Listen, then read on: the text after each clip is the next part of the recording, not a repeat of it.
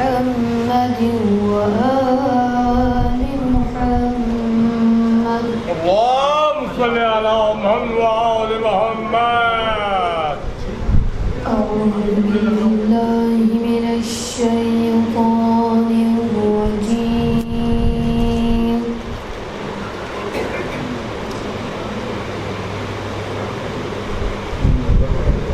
بسم الله الرحمن الرحيم.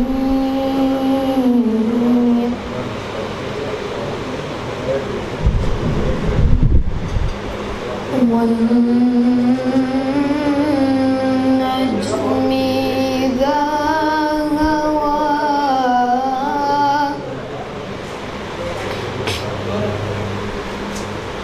ما ضل صاحبكم وما غوى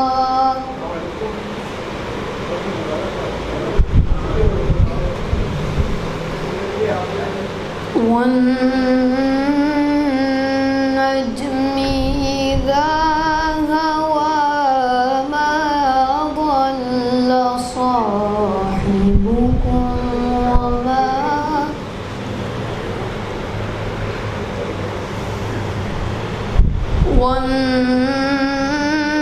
والنجم إذا هوى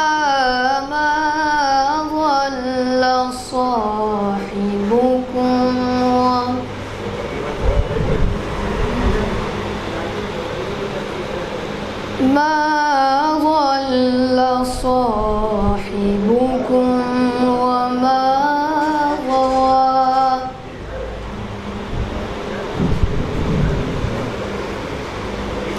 وما ينطق عن الهوى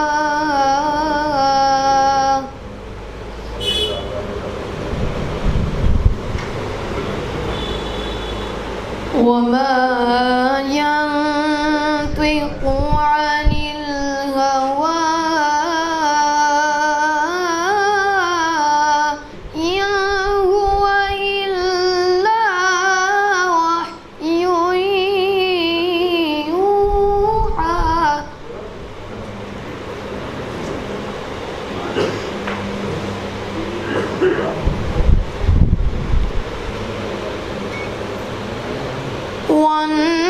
والنجم إذا هوى ما ضل صاحبكم وما غوى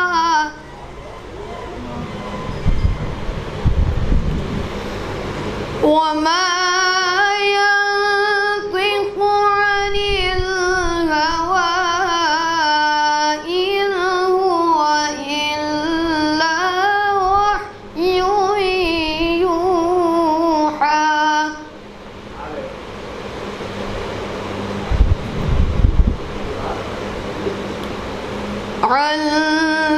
علمه شديد القوى ذو مرة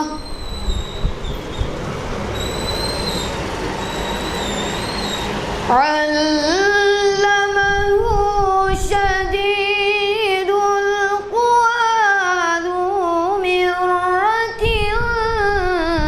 فاستوى وهو بالأفق الأعلى.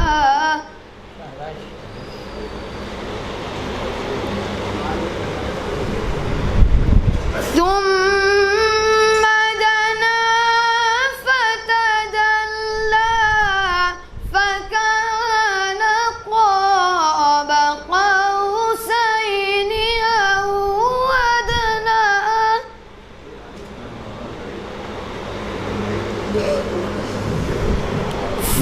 فأوحى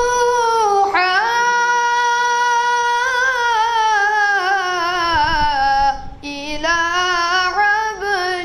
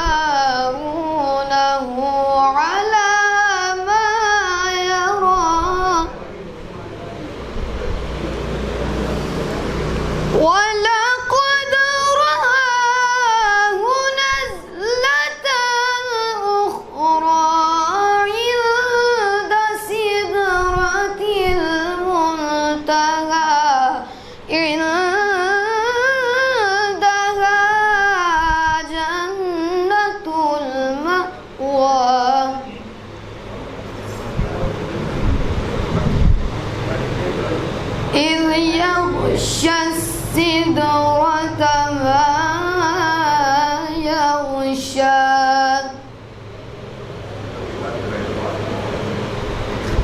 ما زاغ البصر وما طغى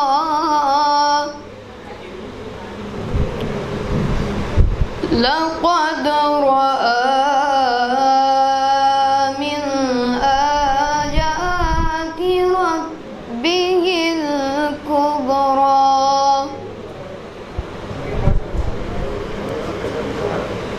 أفرأيتم اللات والعزى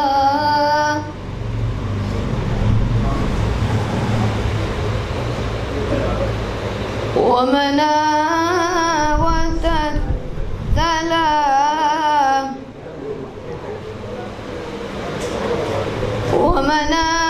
الثالثة الأخرى صدق الله العلي العظيم وصدق رسوله النبي الكريم ونحن على ذلك من الشاهدين ربنا تقبل منا إنك أنت السميع العليم اللهم صل على محمد وآل محمد اللهم صل وسلم وزد وبارك على رسول الله وآله الأطهار على رسول الله وآله الأطهار.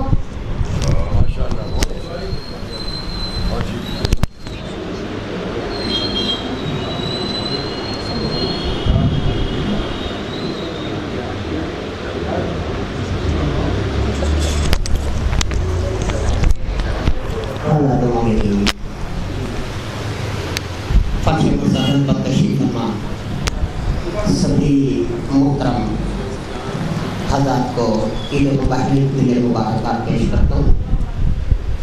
तमाम मोमिन से इल्तिमास है कि इमामबाड़ा अस्करी साहिबा में इस महफिल का इनेकाद किया गया है, जिस महफिल को हुज्जतुल इस्लाम अल्लामा अली जनाब मौलाना हमीदुल हसन साहब का खिताब फरमाएंगे जो तशरीफ फरमा है। एक बाबा से बड़ा नारे सलवात पेश करते हैं। अर्ज़ क्या है कि नूर मिंबर पर, नूर महराब में मिंबर पर उजाला इसका, नूर महराब में मिंबर पर उजाला इसका, इल्मो शमशीरो कलम पर है इजारा इसका। नूर महराब में मिंबर पर उजाला इसका, इल्मो शमशीरो कलम पर है इजारा इसका।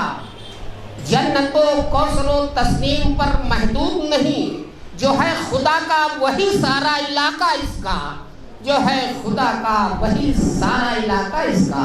इन मिसरों के बाद मैं कोहना मशहूर आले जनाब तनवीर साहब से नमाज कर रहा हूँ। एक बार बाबा जब नारे सलवात पेश करेंगे, उसके बाद हुज्जतुल इस्लाम अल्लामा अली जनाब मौलाना हमीदुल हसन साहब के लौकाबा जलवा फरोज़ मिंबर होंगे।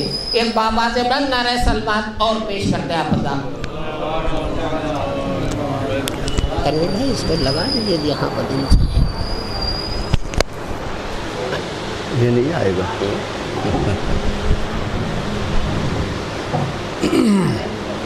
चंद शेर मौलाए कायनात के सिलसिले मतलब पेश कर रहा हूँ कि ढूंढेंगी खुद ही मुश्किलें रस्ते फरार के,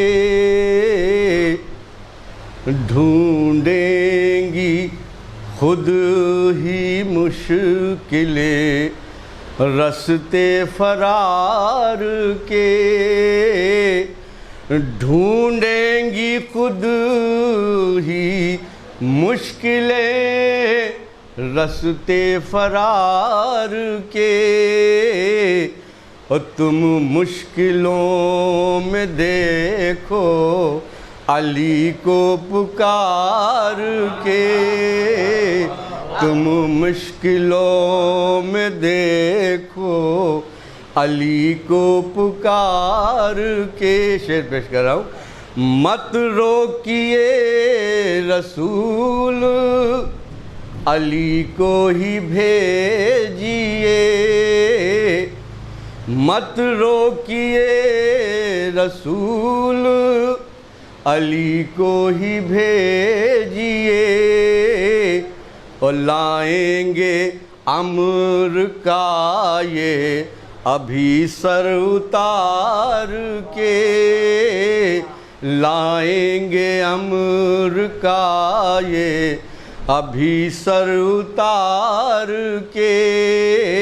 یہ بھی شعر کہ تیغ علی سے برسیں گی جب سرخ بدلیاں، تیغ علی سے برسیں گی جب سرخ بدلیاں، اور سب غرق ہوں گے قافلے گرد و غبار کے، سب غرق ہوں گے قافلے گرد و غبار کے۔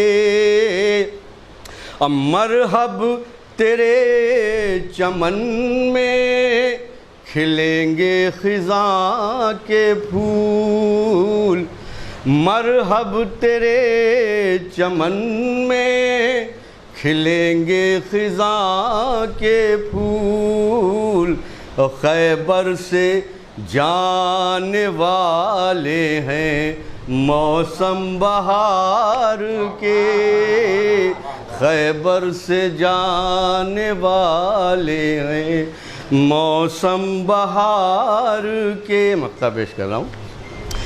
مولائے کائنات ہو تنویر پر کرم، مولائے کائنات ہو تنویر پر کرم، اور تم تو بہت قریب ہو پروردگار کے، تم تو بہت قریب ہو پروردگار کے، ڈھونڈیں گی خود ہی مشکلیں رستے فرار کے، اور تم مشکلوں میں دیکھو علی کو پکار کے۔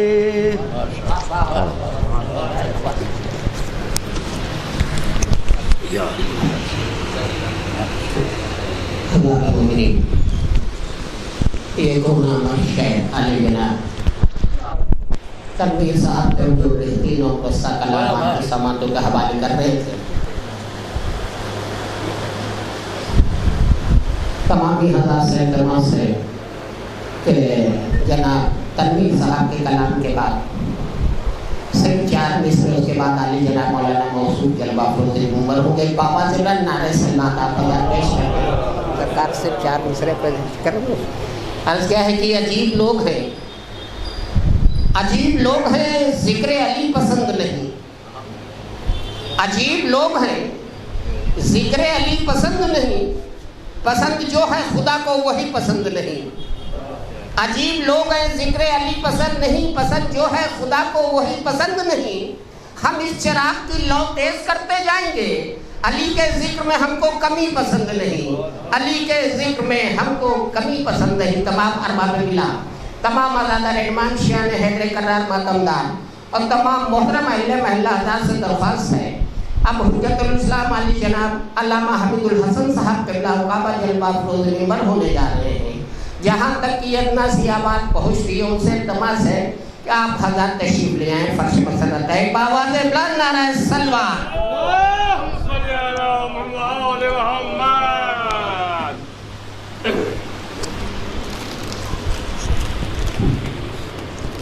اور سے بہت بڑا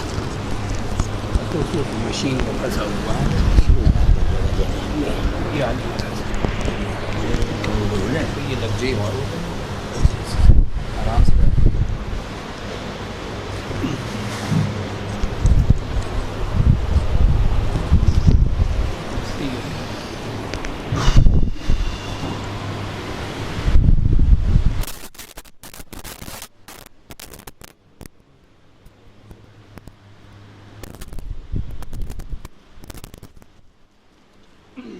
آپ تمام حضرات سے درخواست ہے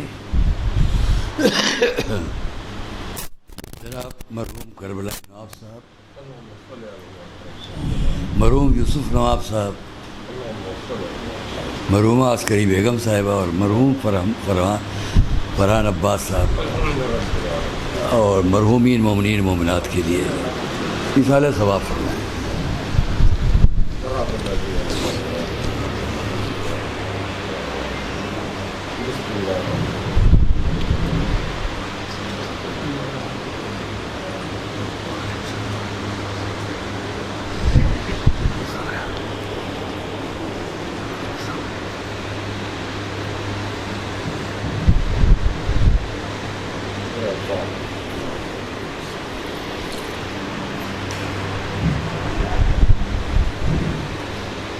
اعوذ باللہ السمیع العلیم من الشیطان اللعین الرجیم. بسم اللہ الرحمن الرحیم. الحمد للہ رب العالمین والصلاة والسلام علی اشرف الانبیاء والمرسلین سیدنا و نبینا و شفیعنا ابی القاسم محمد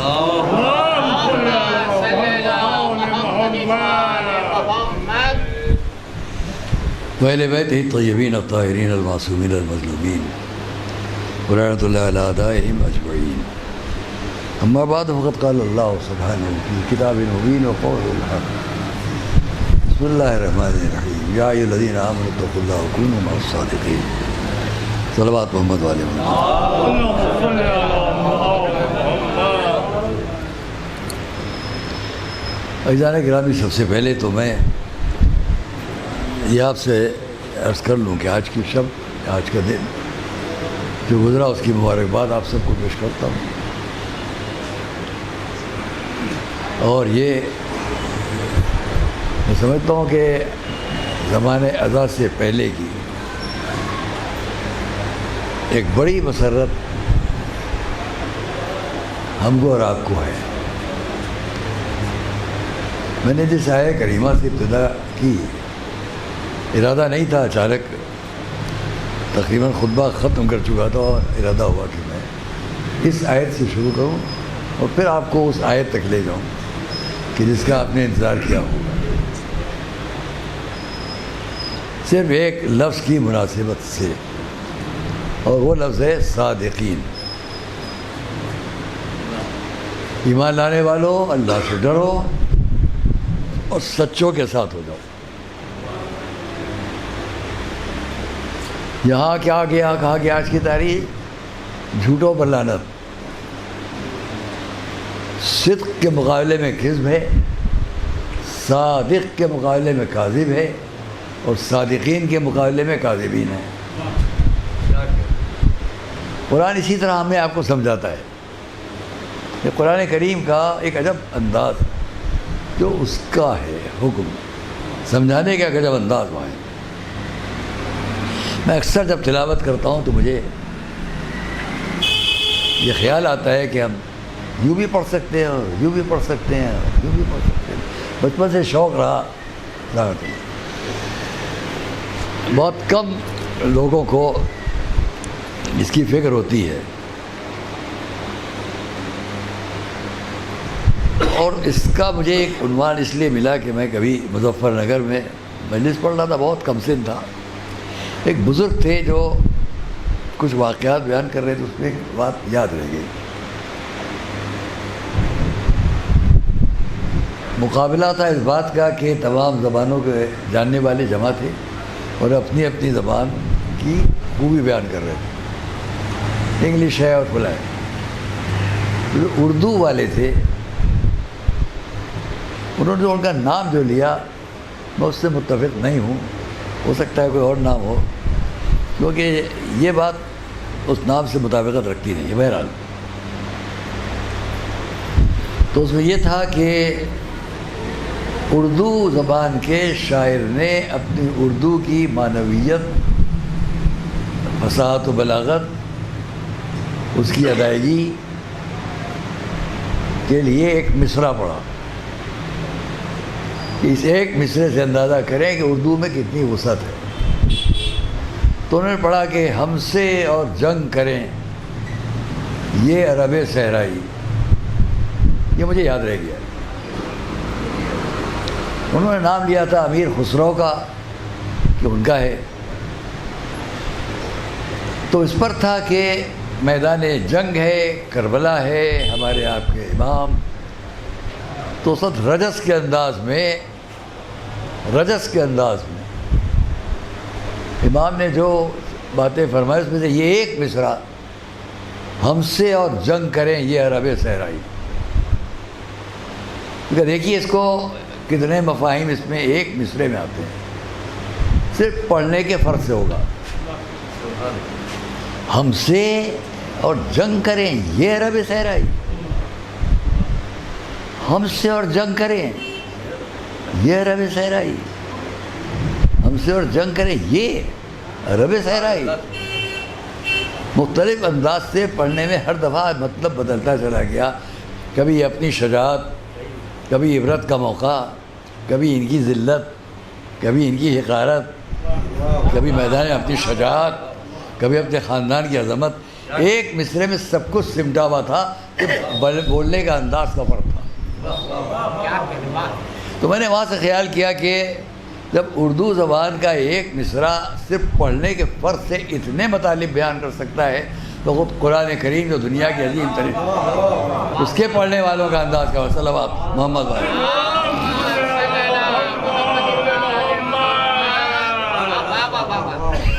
خیر یہ تو مختلف مواقع کی باتیں ہیں. یہاں بھی ایمان لانے والوں اللہ سے ڈرو.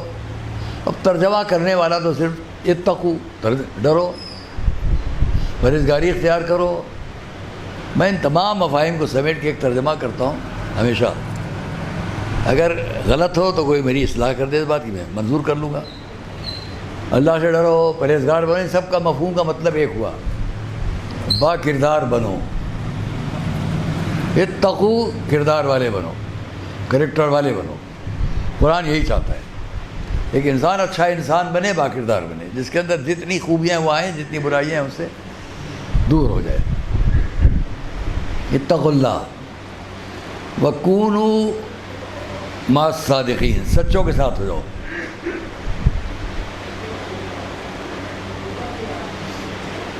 اب آپ خیال کریں، آمنوا اتقوا اللہ وکونوا مع الصادقین، سچوں کے ساتھ ہو جاؤ. مقصد کیا ہوا؟ یہ میرا کہنا نہیں ہے. میرا خیال ہے کہ یا نجف اشرف میں یا یہاں شاہدرے کی مسجد پر، ابھی میرا حافظہ پورا ساتھ نہیں دے رہا ہے، یا حافظے یہ شاہدرے کی مسجد پر یا نجف اشرف میں.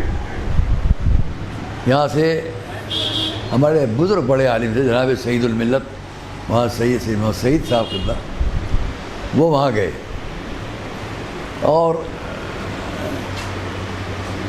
طلباء کی خواہش پر انہوں نے ایک خطاب کیا.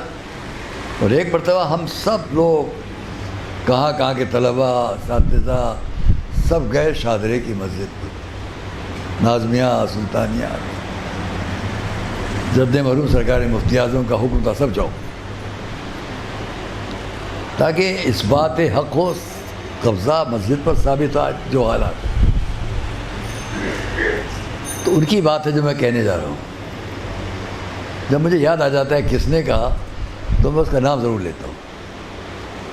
ایمان لانے والوں تقوی اختیار کرو. تو انہوں نے اچھے انداز میں پڑھا تھا, میں اس کو سمیٹ لوں کہ اسی سے اندازہ کرو. اس نے کہا ایمان لانے والوں, کافی نہیں یہ بات. تقوی اختیار کرو, یہ بھی کافی نہیں ہے بات, جب تک کہ کونوا مع الصادقین, سچوں کے ساتھ نہ ہو جاؤ.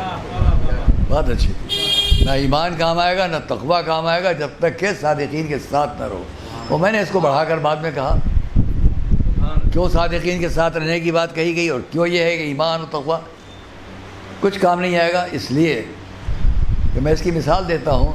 میڈیکل سائنس کے ایک ماہر نے ڈاکٹر بن کر سب کچھ حاصل کیا, اور ایک وقت آیا کہ اس نے اپنی پریکٹس بند کر دی, کسی مجبوری سے گھر میں رہنے لگا.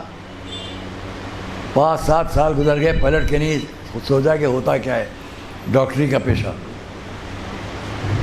اب اس وقت جو لوگ اس کے سامنے آ کے سوال کریں گے تو 10-12 سال میں اس کا علم پیچھے چلا گیا. 10-12 سال پتہ نہیں کیا کہے گا, کیا نہیں بتائے گا, کون نسخہ لکھ دے, کیا نہ لکھے.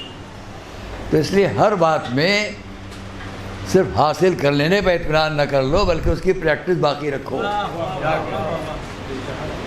خالی ایمان نہیں کام آئے گا, خالی تقوی نہیں کام آئے گا جب تک کہ صادقین کے ساتھ نہ, تاکہ وہاں سے مسلسل درس ملتا رہے, یہ صحیح ہے, یہ غلط ہے, یہ صحیح ہے. صلوات محمد علیہ.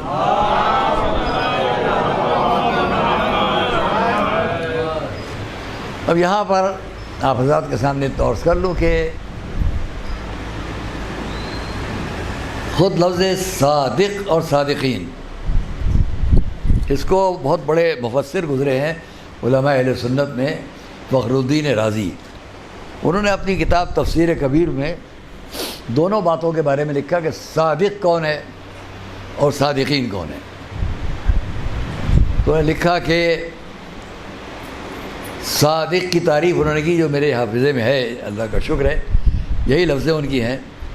آج سے کم میرا خیال ہے کہ 40-45 سال 50 سال پہلے اس کو دیکھا ہوگا.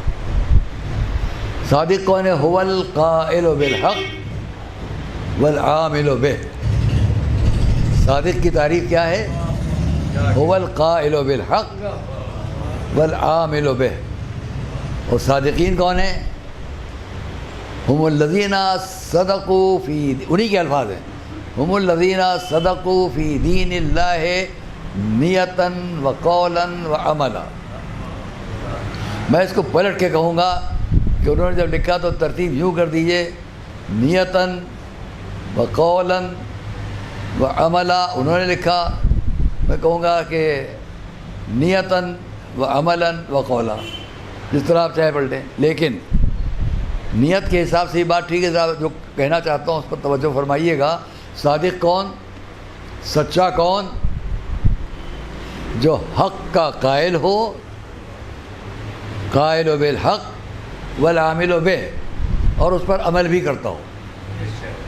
خالی قائل بالحق ہو جانا کہ ہم مانتے حق, عمل بھی نہیں کرتے, یہ کافی نہیں ہے. صادق کی تعریف قرآن میں بہت جگہ صادقین صدقوا وغیرہ بہت جگہ لفظ. تو اس نے اگر تعریف کی, میں اس سے اختلاف نہیں کروں گا, اور یہ کہوں گا علامہ فخر الدین رازی نے جن کی تفسیر کبیر بہت مشہور ہے, ساری دنیا جانتی ہے, تو اس میں صادق کی تعریف اسی آیت کے ذیل میں لکھا انہوں نے, القائل بالحق والعامل به. حق کو کہے اور حق پر عمل کرے, یہ صادق. صادقین کون ہیں؟ کہ جو اپنی نیت میں, اپنے عمل میں اور اپنے قول میں, اپنی نیت میں, اپنے قول میں اور اپنے عمل میں سچے ہوں. نیت میں صداقت ہو, قول میں صداقت ہو, عمل میں صداقت, یہ ہے صادقین. اب یہاں میں کہہ سکتا ہوں کہ جب صادق اور صادقین کی تعریف اتنے بڑے مفسر نے کی ہے, اور انہوں نے بھی نقل کیا ان کی تفسیر سے, تو آپ غور فرمائیے کہ ہم اور آپ کسی کے عمل کی سچائی تو جان لیں گے, اس کے قول کی سچائی بھی جان لیں گے. یہ کہا تھا, یہ نہیں کیا, ایسا وعدہ تھا، ایسا نہیں کیا۔ نیت کی سچائی کون جانے گا؟ آپ تعریف کر رہے ہیں صادقین وہ ہیں جو نیت میں بھی سچے ہوں، تو نیت کا سچا ہونا کون پہچانے گا؟ اور اس لیے بہت ہی مشکل کام ہے کہ کسی انسان کو ہم یہ مرتبہ دے دیں یہ انسان وہ ہے جو نیت میں بھی سچا ہے، عمل میں بھی سچا ہے، قول میں بھی سچا ہے۔ قرآن نے تو کہہ دیا، آیت میں بھی آ گئی بات، اور انہوں نے محسن نے تفسیر میں بھی لکھ دیا۔ میں اپنے محترم مجمع سے پوچھتا ہوں کہ اتنی تعریف کسی انسان کی کرنا کہ صادقین جو قرآن نے کہا ہے وہ ہیں جو اپنی نیت میں سچے ہوں، عمل میں سچے ہوں، قول میں سچے ہوں۔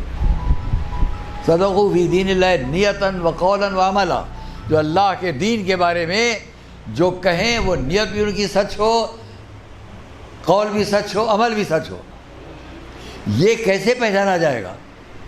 اس کے لیے ہم ایک ہی بات کہیں گے کہ ایسا شخص آپ لاکھ ڈھونڈ لیں دنیا میں نہیں ملے گا، اور اگر آپ کو یقین آ جائے کہ ہے تو آپ کو یہی کہنا پڑے گا کہ اپنی نیت میں اور اپنے عمل میں، اپنے قول میں اگر یہ سچا ہے تو اس کا مقصد یہ کہ کبھی بھی نہ اس کا قول غلط ہے نہ کبھی اس کا عمل غلط ہے۔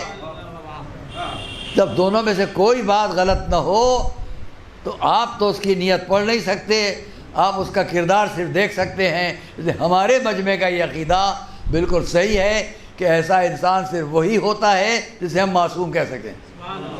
صلوات محمد علیہ۔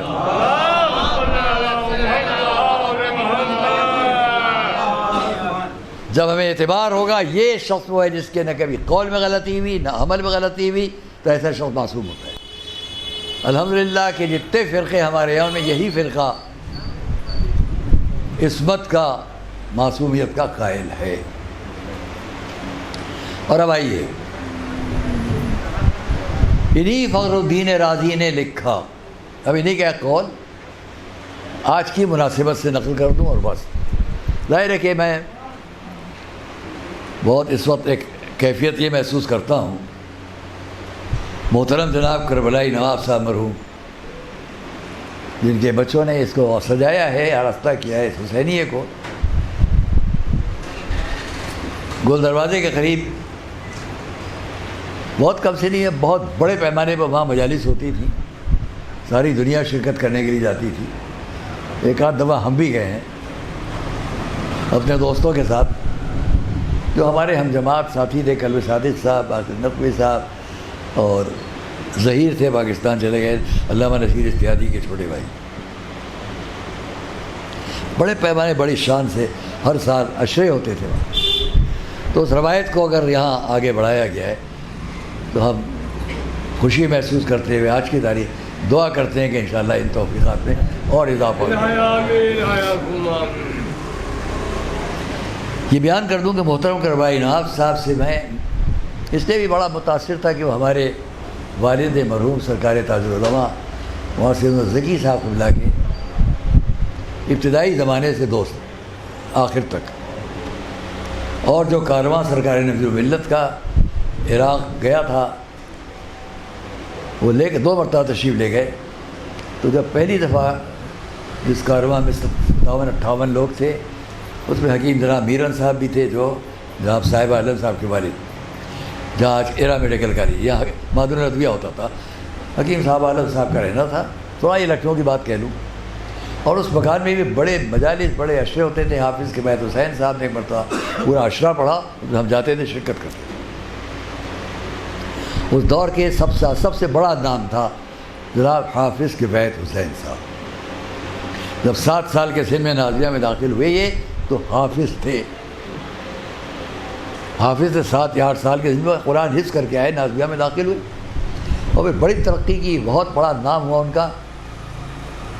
معقولات کا درس دیتے تھے مدرسہ نازیہ میں، اور اس عصر جدید میں جو ہم سے پہلے جتنے بزرگ گزر گئے تقریباً سب ان کے یا معاصر تھے یا شاگرد تھے۔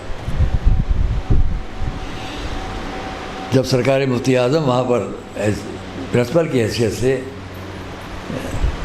درس دیتے تھے تو اس وقت مجھے یاد ہے کہ ادھر تخت وہ بیٹھتے تھے، اور کچھ دن تک ان کا نظارہ بھی دیکھا حافظ کے بعد حسین صاحب کا، اس سامنے بیٹھے۔ پھر وہ چلے گئے پاکستان، اور ان کی جگہ پر جناب مولانا سید کاظم صاحب اجتہادی وہ مقرر ہوئے درس معقولات کے لیے.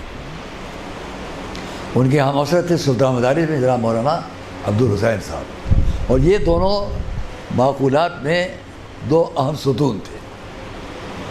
آج جتنے معقولات فلسفہ منطق کے اس وقت کے جتنے لوگ ہیں کسی نہ واسطے سے، ان دونوں میں کسی ایک کے شاگرد ہیں. میرے والد بھی مولانا کاظم صاحب کے شاگرد تھے جو درس معقولات میں بہت. پھر بعد میں ان کے ہم نام ہمارے مدرسے میں اور بھی تھے مولانا سید کاظم صاحب اللہ، ان کے بھی بزرگ تھے مولانا سید کاظم صاحب مدرس معقولات. تو آئیے، ہم نے اس باتوں کو آپ سے اس لیے کہا کہ کربلائی ناز صاحب مروبی اس کارواں میں تھے جو عراق زیارات کے لیے گیا تھا. انہوں نے مجھے ایک تحریر لکھ کر دی جو میرے پاس ہے، ان کے ہاتھ کی لکھی ہوئی ہے. علماء کے کام یہ بھی ہوتے تھے کہ جب وہ 58-60 لوگوں کا کارواں جا رہا تھا عراق، سرکار نبی ملت جا رہے ہیں، اس وقت میں کوئٹہ پہنچ کے یہ احساس ہوا، لوگوں نے بتلایا کہ یہاں جو چاروں طرف کے زائرین آتے ہیں، کوئٹے سے بھی جاتے ہیں زائدان، اور یہ جگہ بہت تکلیف دہ ان سب کے لیے، کوئی ٹھہرنے کا انتظام نہیں، سردی سخت پڑتی وغیرہ. کیا کیا جائے؟ تو وہاں تجویز ہوئی تو سرکار ملت نے ایک بڑی جگہ خرید کر اور اس کو بطور مسافر خانے کے وقت کیا. یہ پوری عبارت جناب کربلائی ناز صاحب کی عینی شہادت کے ساتھ لکھی ہوئی میرے پاس ہے. ایک صلوات پڑھیں محمد والے.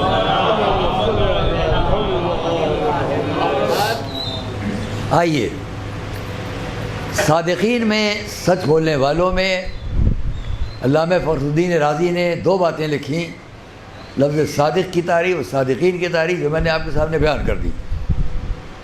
اب ان کا ایک اور بھی جملہ ہے، اسی میں بات تمام کر دوں گا. آپ کی فرمائش ہے، چلیے تھوڑا ہم اس طرف جائیں، تھوڑا وقت لے لیتے ہیں. دیکھیے، ایک وقت ایسا آیا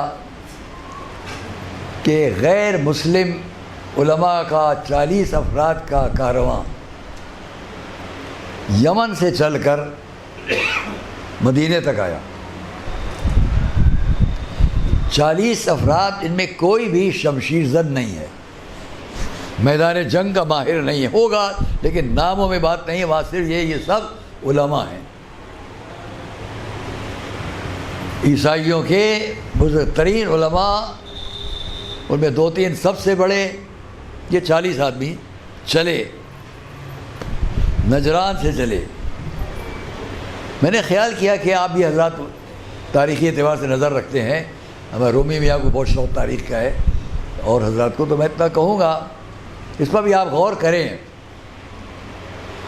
یہ 40 افراد جو عیسائی علماء نجران سے چلے اور آئے مکے اور مدینے آئے. ایک اہم بات کی طرف متوجہ کروں گا جس کو نہ کسی نے لکھا ہے، نہ کبھی غور کیا ہے، نہ اس پر بات کی ہے. میں بھی پہلی بار اس کو کہہ رہا ہوں. دوستوں عزیزوں، محترم بزرگ حضرات جو تشریف فرمائے وہ جانتے ہیں، یہ جو نجران کے علماء آئے، جس وقت یہ آئے ہیں، اس وقت سے تقریباً 63 سال پہلے، تو یقینی طور پر، اور تقریباً 65 یا 70 سال پہلے ایک بڑا واقعہ پیش آ رہا ہے. اس واقعے سے جو آج کی تاریخ سے وابستہ ہے، 70 سال پہلے یا اس کے آس پاس، 63 سال یقینی، 63 سال پہلے ایک واقعہ اس جگہ پیش آ رہا ہے جہاں سے علماء آئے. کیا پیش آیا؟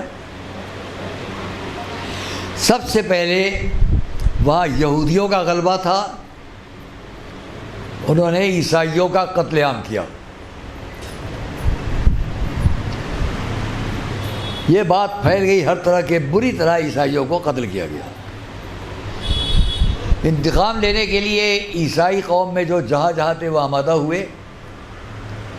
حبشہ کے بادشاہ کو بھی وہ عیسائی مرکز تھا، آمادہ کیا گیا۔ تقریباً 60,000 کی فوج تیار ہوئی، بہت بڑی بڑی کشتیاں، ان میں سب بیٹھ کر چلے اور وہاں آئے جسے یمن کہا جاتا ہے۔ ان کے 2 بڑے سردار تھے، ایک کا نام اریات تھا، الف رے یہ الف دوئے، اور ایک کا نام تھا جو ہاتھیوں کو لے کر آیا، ابرہا آیا۔ ابرہا اور اریات نے یہ لشکر لے کر جا کر وہاں حملہ کیا اور یہودیوں کا قتل عام کیا۔ قتل عام کے بعد آہستہ آہستہ جب حالات معتدل ہونے لگے تو اس نے یہ کہا کہ میں یہاں ایک بہت بڑا معبد بنا رہا ہوں، یہ عیسائیوں کی عبادت کا مرکز ہوگا، اس کے سوا دنیا میں کوئی عبادت کا مرکز نہیں ہوگا۔ اور اس جذبے کے ساتھ وہ ایک بڑا لشکر لے کر آیا، مکہ معظمہ پہنچا، اور جو اس کا حشر ہے وہ آپ کو معلوم ہے، یہ آپ کو معلوم ہے، تفصیل میں نہیں جاؤں گا۔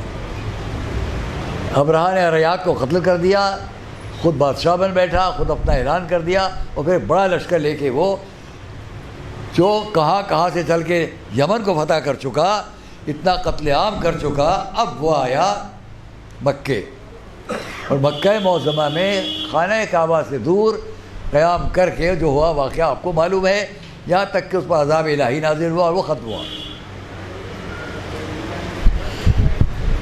اس وقت ہمارے حضور کو، اس سے پہلے میں کہوں، حضرت عبد المطلب کو آنے والے نے کہا آپ کے پاس ہم 2 خوشخبریاں لے کر آ رہے ہیں، ایک آپ کا دشمن جو آیا تھا ہاتھی کے لشکر لے کر وہ مٹ گیا، عذاب آیا، اس عذاب کی بڑی تفصیلات ہیں وہ چھوڑتا ہوں، اور دوسری خوشخبری یہ ہے کہ آپ کے بیٹے جن کا انتقال ہو چکا ہے حضرت عبداللہ، ان کے گھر میں بیٹا آیا ہے، صلوات محمد۔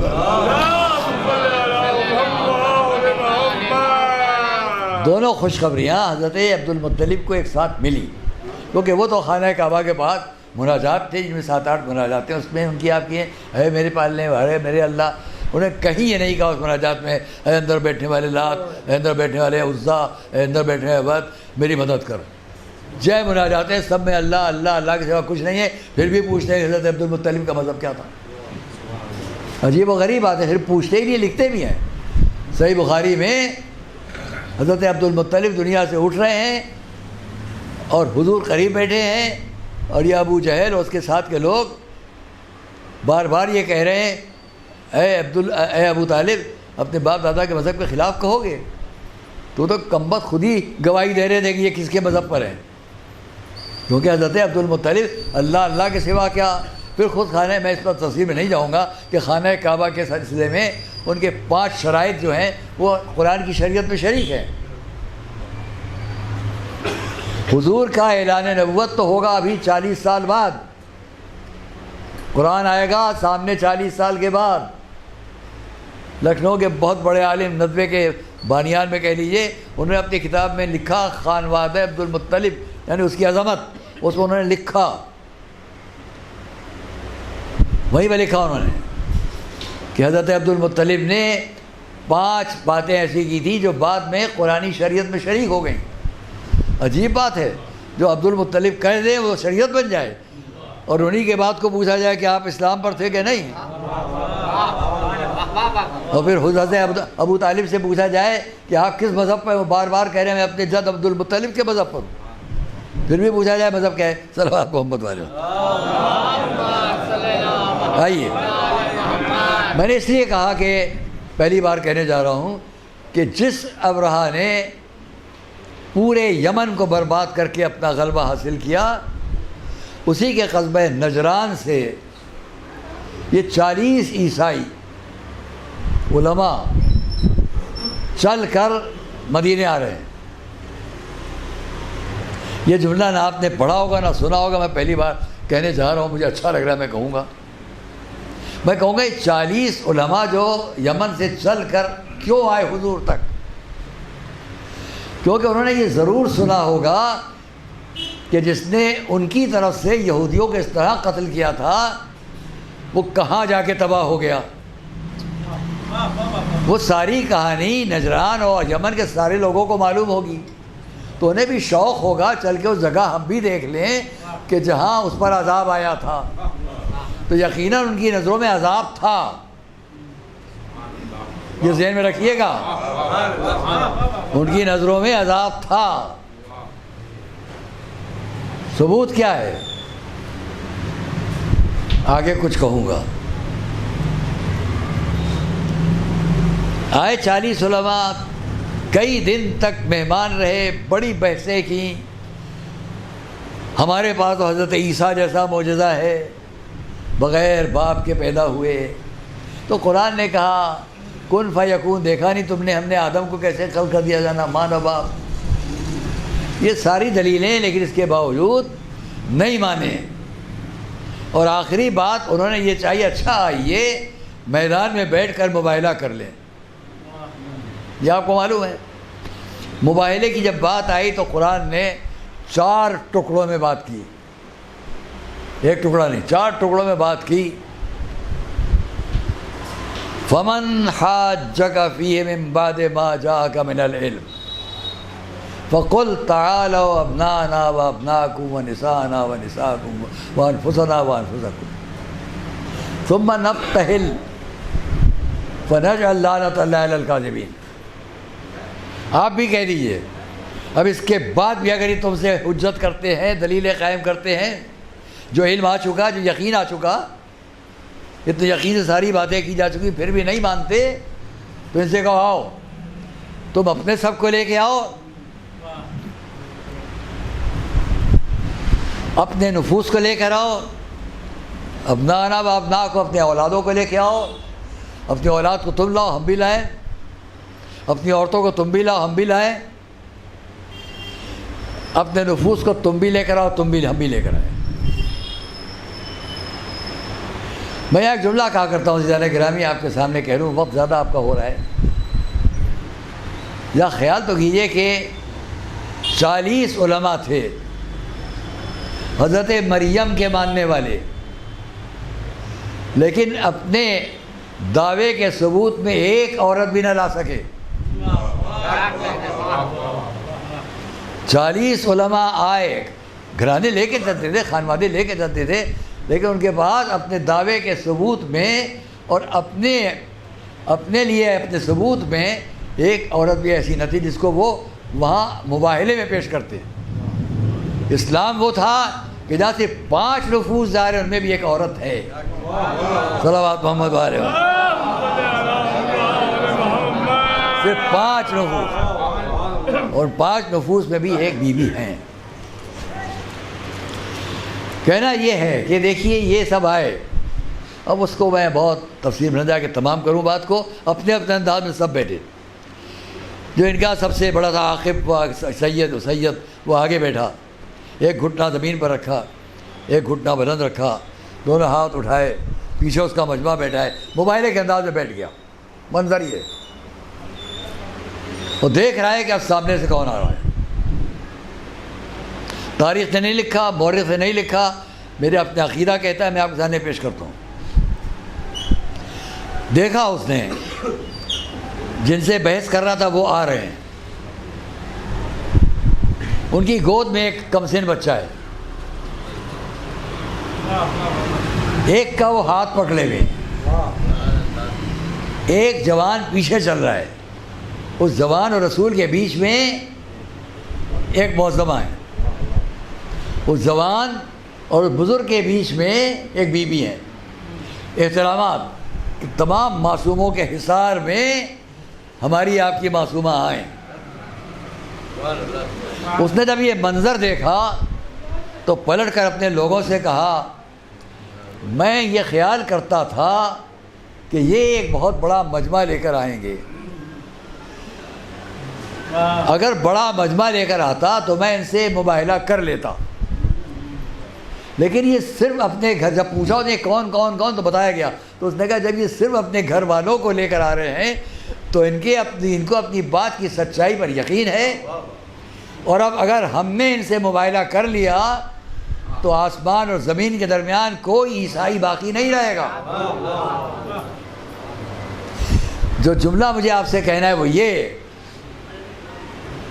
کہ انہوں نے آنے کے ساتھ انکوائری تحقیق تو سب کر لی ہوگی کہ آج جس کے سامنے ابرہہ پر عذاب آیا تھا اس کے گھرانے میں کون ہیں، یہ تو معلوم ہو چکا ہوگا۔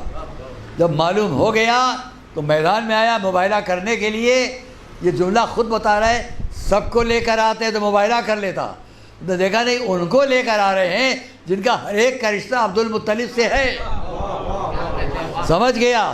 جب عبد المطلب کے سامنے ابرہہ نہ رہا تو ان کی اولاد کے سامنے ہم کیا رہیں گے؟ صلوات محمد والے ہم کیا رہیں گے؟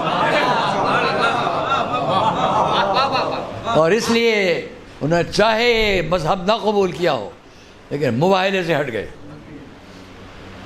مباہلے سے۔ یہاں مجھے اور آگے کچھ کہنے کے لیے پھر کسی مجلس میں کہوں گا انشاءاللہ، اسے چھوڑتا ہوں یہاں، ابھی اشرا سامنے نازمیہ کو وہاں کہیں گے، لیکن یہ آپ سے کہیں کیونکہ مجھے یہاں پر یہ بحث چھیڑنا اب اچھا نہیں لگ رہا ہے کہ یہ جو واپس چلے گئے ان کے بارے میں فتویٰ کیا ہونا چاہیے۔ ایک گیا اور وہ اسلام پر واپس آ گیا، باقی 39 چلے گئے، ان کے بارے میں فتویٰ کیا ہوگا؟ میرا ذہن اس میں الگ رکھتا ہے، ایک جستجو اور ہے وہ یہاں اب نہیں بیان کرنا ہے۔ عزیز اور دوستو، بس وہ میں نے جو وعدہ کیا ہے کہ میں راضی کی، فخر الدین راضی کی بات کہہ دوں، اسی کے بعد تمام کرتا ہوں۔ ہاں وہ جملہ رہ جائے گا، اور اس لیے میں یہ کہوں گا کہ وہ لوگ کہ جنہوں نے ابرہہ کی خوریزی دیکھی، قتل و خون دیکھا، ہزارہا عیسائیوں کو بڑے بربریت کے ساتھ، یہودیوں کو بڑی بربریت کے ساتھ قتل ہوتے دیکھا، اب انہی نے آہستہ آہستہ وہ وقت بھی دیکھا کہ ابرہہ نے معبد بنایا، یہ بھی دیکھا گیا اور تباہ ہوا، عذاب کا نشانہ ہوا، اور یہ بھی سنا کہ اب اسی جگہ عبد المطلب کی اولاد میں کسی نے نبوت کا دعویٰ کیا ہے۔ 40 سال یہ سنتے سنتے ان کو گزر گئے، 13 سال ان کی نبوت کا اعلان سنتے ہوئے گزر گئے، 10 سال اور مواقع گزر گئے، آخری سن ہے حضور کی زندگی کا کہ یہ مباہلہ کرنے آئے۔ 63 سال کی رسول کی زندگی میں آخری 23 سال میں بھی آخری سال، اور جب آئے تو آنے کے بعد مجھے یہ بہت تعجب ہے، عرب کی سرزمین پر ایک ایک درہم و دینار پر قتل کرنے والے لوگ جگہ جگہ تھے، ہر قریے ہر قصبے میں خطرہ تھا، اور اس کا ثبوت ابھی پیش کروں گا۔ خطرہ تھا ہر قدم پر، لٹ جانے کا، قتل ہو جانے کا، مار ڈالے جانے کا، لیکن اس کے باوجود اتنا فاصلہ طے کر کے ان کا آنا، مجھے اس پر تعجب ہے کہ کیسے انہوں نے اس کی ہمت کر لی۔ مجھے یقین ہے کہ انہوں نے آنے سے پہلے سمجھ لیا تھا کہ وہ نبی جس نے اعلان کیا ہے 23 سال کی محنت میں اس نے اس قوم کو اتنا بدل دیا ہے کہ اب قاتل قاتل نہیں رہ گئے، ڈاکو ڈاکو نہیں رہ گئے، چور چور۔ ایک صلوات محمد والے۔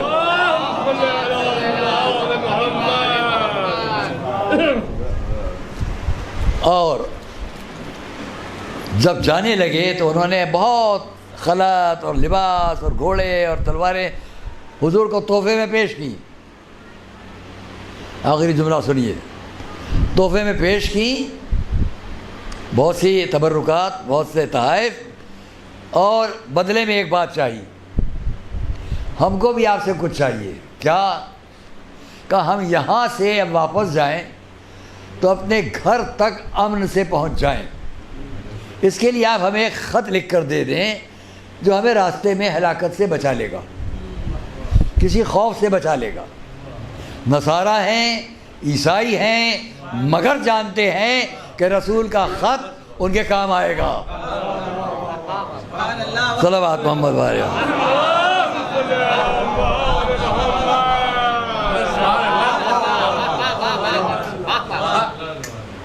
یہاں علامہ راضی نے لکھا، میں اسی جملے میں تمام کرتا ہوں بات، کہ جب رسول اپنے گھر والوں کو لے کر چلے تو چونکہ قرآن نے یہ کہا تھا، اعلان یہ تھا اس کی طرف سے، وَنَجْعَلْ لَعْنَةَ اللَّهِ عَلَى الْكَاذِبِينَ، ان سب کو لے کر آؤ اور ہم جھوٹوں پر اللہ کی لعنت کریں۔ یہ ایسا منظر ہے کہ میں نے جتنی بھی سیاہ ستہ اور دوسری تحقیقات جو کی کتابیں ان سب کو دیکھ لیا، کہیں بھی کسی کو جرأت نہیں ہوئی ہے لکھنے کی کہ کسی اور نے بھی چلنا چاہا۔ آپ نے کبھی سنا ہے کسی خطیب کسی ذاکر سے کہ کسی اور نے چلنے کی بات کی؟ بھئی چادر میں تو آنا چاہا تھا مگر میدان میں نہیں جانا چاہا۔ کسی کا ساتھ نہ جانے کی خواہش نہ کرنا، سب جانتے تھے کہ چادر میں پہنچ جانا اور بات ہوگی، لیکن یہ میدان وہ بھی نہیں جہاں تلواریں چلیں گی، یہاں تو آسمان سے بجلی آئے گی کہا خاتمہ، تو یہاں وہی جائے جو سچ کے معیار پر ہو۔ اور اس لیے راضی نے لکھا رسول اپنے گھر والوں کو لے کر نہیں گئے تھے بلکہ علی و فاطمہ اور حسن اور حسین کی صورت میں سچائی کی علامتیں لے کر گئے تھے۔ صلوات محمد وآل محمد لفظ ہے ان کی لفظ ہے علائم الصدق، سچائی کی علامتیں ہیں، تو رسول اپنے ساتھ صدق کی، سچ کی علامتیں لے کر گئے تھے۔ اب اس سے اندازہ کرو کہ جب رسول کی آخر حیات غیر مذہب کا معاملہ جو وہاں کام آئیں گے وہی ہر جگہ کام آئیں گے، مگر بعد رسول جو ان کو چھوڑتا جائے سب لیے اس نے سچ کو چھوڑا ہے۔ صلوات محمد علیہ۔ میری دعا ہے خدا ہم سب کو یہ دن مبارک و مسعود فرمائے۔ جو تمام حضرات یہاں تشریف فرمائے ہیں ان کو ہر شر و آفت سے خدا محفوظ رکھے، دلی شرعی مقاصد میں انہیں کامیابیاں ملیں، افراد خانوادہ سے متعلقین وابستگان میں تمام جو ان کے شرعی مقاصد دلی ان میں کامیاب ہوں، جو مریض ہیں ان کے امراض سے انہیں شفا عطا ہو، زندگی کی آخری سانس تک ہم سب راہ محبت اہل بیت پر زور عزت و عزت میں تاجر تھا یقین محمد علیہ۔